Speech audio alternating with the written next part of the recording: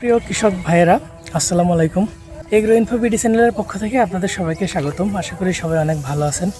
আজকে আমরা সরজমিনে ধান খেতে চলে আসছি ধানের কি অবস্থা দেখার জন্য। তো এখানে একটি মাজরা পোকার আক্রমণ দেখতে পেয়েছি আমি। আপনাকে যদি দেখাই মাজরা পোকা কীভাবে আক্রমণ করে এবং ক্ষয়ক্ষতির পরিমাণ কেমন হয়। এটা টান দিলে কিন্তু শীষটা উঠে আসবে। যে শীষটাই মাজরা পোকা আক্রমণ করে শীষটা টান দিলে উঠে আসে এবং আপনি যদি শীষটা চিয়ায় ফেলেন ভিতরে মাজরা পোকা পাওয়া যায়। এই যে ইনি হচ্ছে সেই মাজরা পোকা, এটা হচ্ছে সেই মাজরা পোকা। এখন আমরা আরও একটি শীষ দেখব। একটি শীষ দেখা যাচ্ছে, দুইটি। এটা টান দিলে কিন্তু এভাবে উঠে আসবে।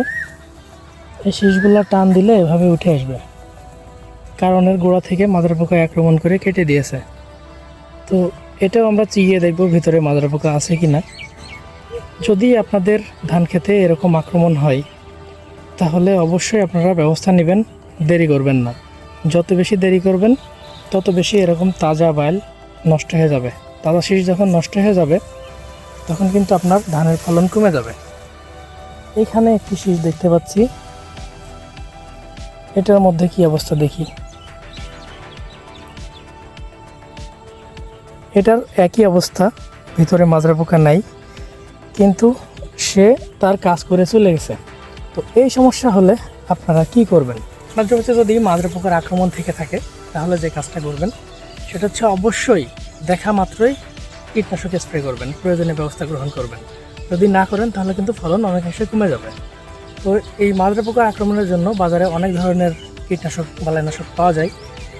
এর মধ্যে উল্লেখযোগ্য হচ্ছে ছানটাপ প্লাস এবং বেল্ট এক্সপার্ট, ইনসিপিও, এছাড়াও প্রভৃতি ওষুধ আছে। তো আপনাদের কাছে যে জিনিসটা ভালো মনে হয় আপনারা সেটাই ব্যবহার করতে পারেন এবং আমার সাজেস্ট থাকবে যে নামগুলো বললাম এর মধ্যে থেকে ইনসিপিও অনেক ভালো একটি কীটনাশক, এটা আপনারা ব্যবহার করতে পারবেন। তো ব্যবহার করার নিয়ম হচ্ছে 40 মিলি 1 বিঘা জমিতে, অর্থাৎ প্রতি শতকে 1 মিলি হারে। তার মানে 40 মিলি ওষুধ আপনি 40 শতক জমিতে স্প্রে করতে পারবেন। 4 ঢম পানি করবেন, 16 লিটার ক্যারেটের 4 ক্যারেট, অর্থাৎ যে মেশিনে 16 লিটার পানি ধরে 4 মেশিন পানি দিয়ে 1 বিঘা জমি ভালোভাবে স্প্রে করে দিবেন। তাহলে আপনাদের মাজরা পোকার আক্রমণ নতুন করে আর হবে না। কিন্তু যেগুলো নষ্ট হয়ে গেছে এগুলো কিন্তু আর ফিরে পাওয়া যাবে না। সুতরাং সবচেয়ে ভালো হয় দেখা মাত্রই স্প্রে করা। আজকে যদি দেখেন আজকে স্প্রে করবেন, একদিনে অনেক শীষ নষ্ট করে দেবে। আর শীষ নষ্ট মানে কিন্তু আপনার ফলন নষ্ট।